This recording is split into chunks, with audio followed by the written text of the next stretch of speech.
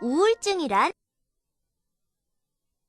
안녕하세요. 건희. 강희입니다.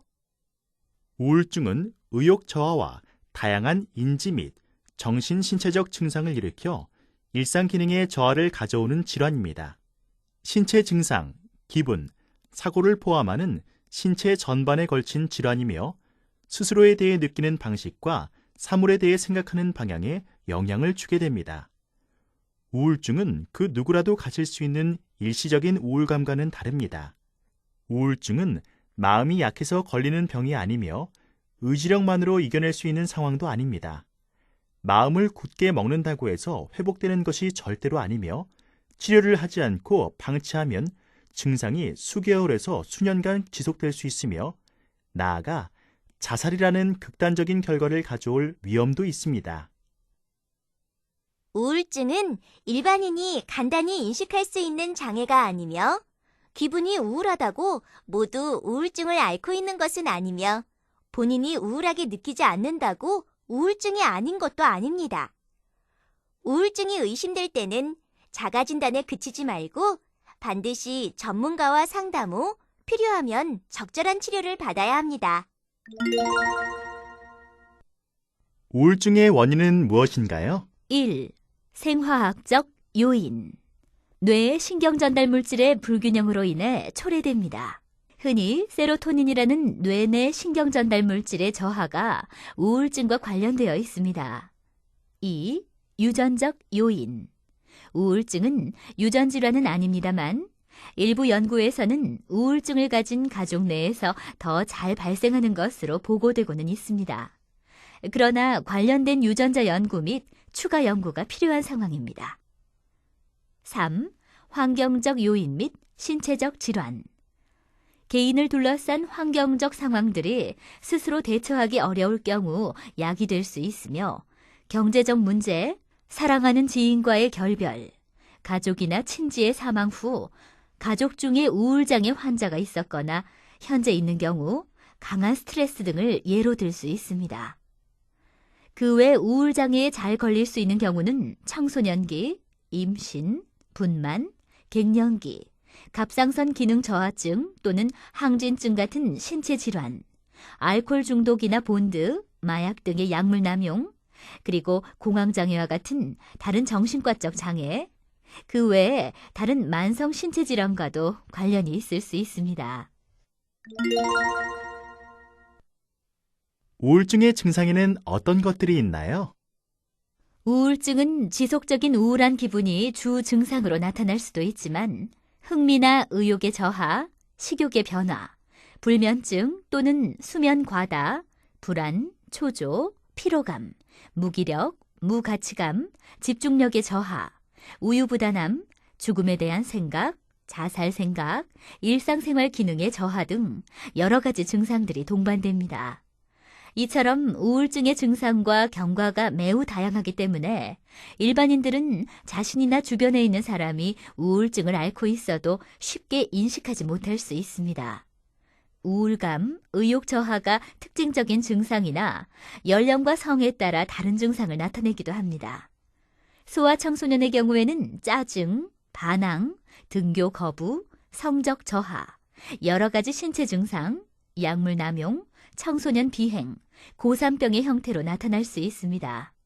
중년의 경우에는 건강염려증, 죄책감, 의심, 절망감, 공허감, 건망증, 빈둥지 증후군, 화병 등으로 나타날 수 있습니다. 노인에서는 모호한 신체 증상, 불면, 불안이 나타나며 집중력과 기억력의 저하와 치매로 오해받기도 합니다. 우울증의 진단은 어떻게 하나요?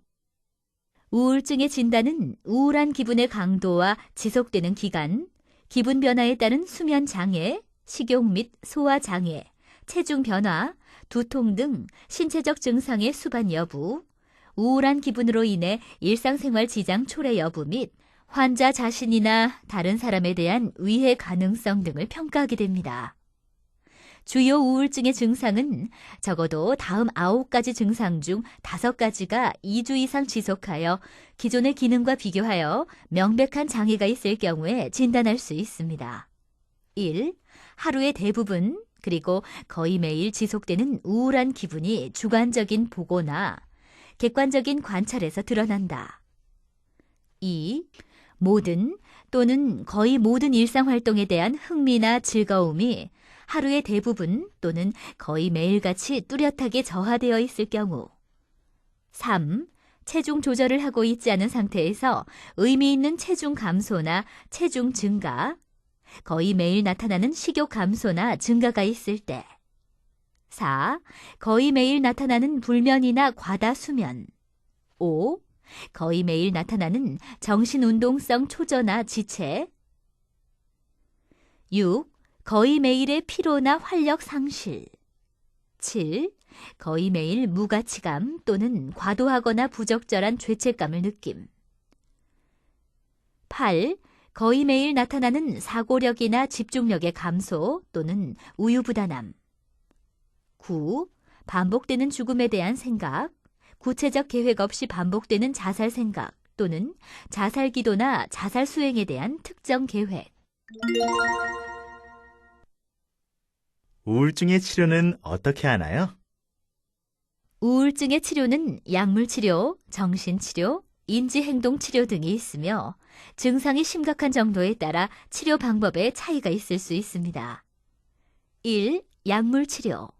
약물학의 발전에 따라 최근에는 부작용이 매우 적고 효과도 좋은 항우울제들이 사용되고 있습니다.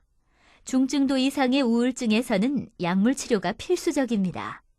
항우울제는 습관성 남용을 일으키지 않으므로 가장 적합한 항우울제를 전문의에 의해 처방받아 용량 및 복용기간 등에 대해 용법에 맞게 복용하는 것이 중요합니다.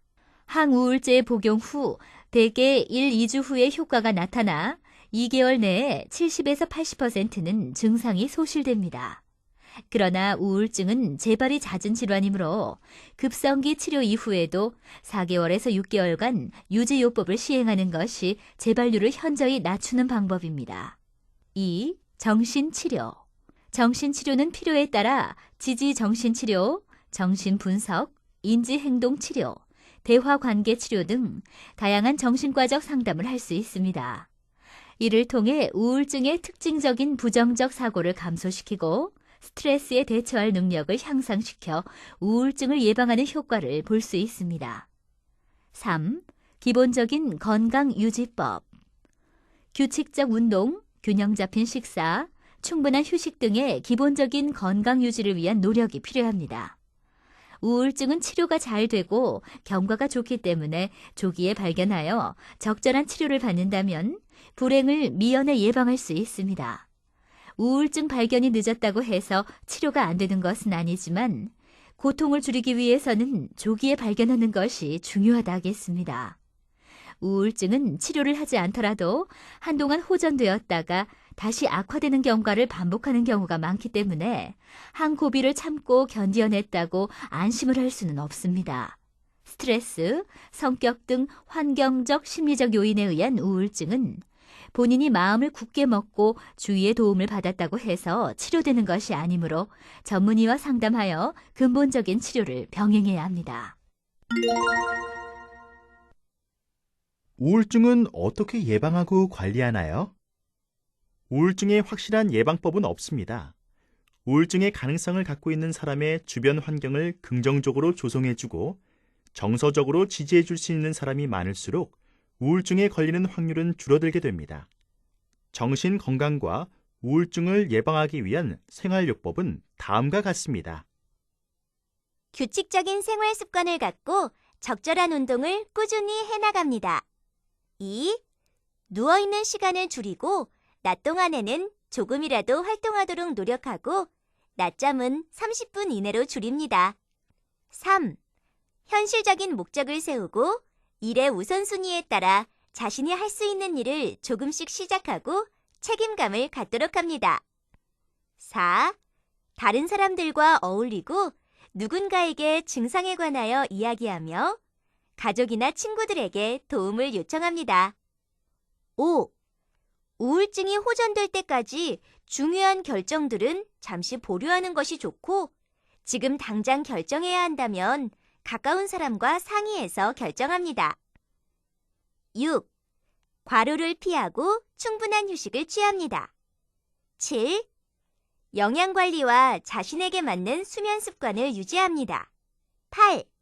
과음과 흡연을 삼가도록 합니다. 9.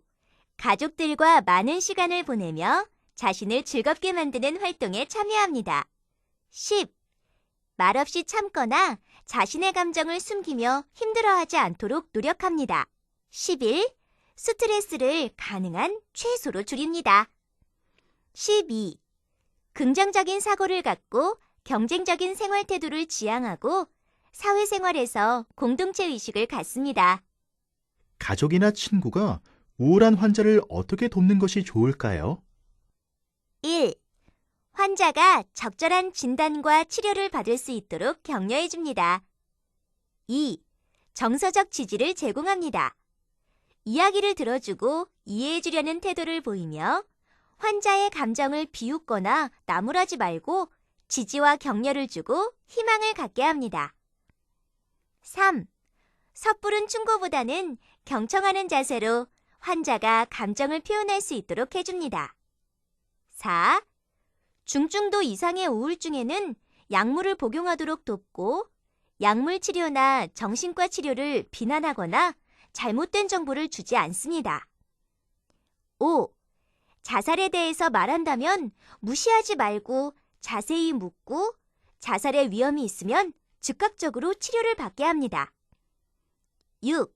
산책, 외출, 영화 보기, 다른 활동들을 환자와 함께 하도록 권유하고 지나치게 강요하지는 않습니다.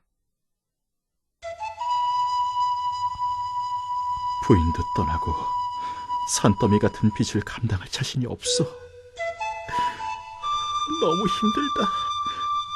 아이들에겐 미안하지만 이제 그만 이 마음의 짐을 벗고 싶다. 이복의 젊은 친구, 그래도 젊으니 아직 살아볼 만하지 않겠는가? 아저씨, 굉장히 설득력 있는 한마디 감사합니다. 열심히 살겠습니다. 아저씨, 오늘도 한 명 살리셨군요. 우울증은 주변의 도움도 아주 중요합니다. 먼저 전문가와 상담하시고 주변에 알려 도움을 받도록 하시는 것이 좋습니다. 올바른 생활 습관이 건강한 생활을 약속합니다.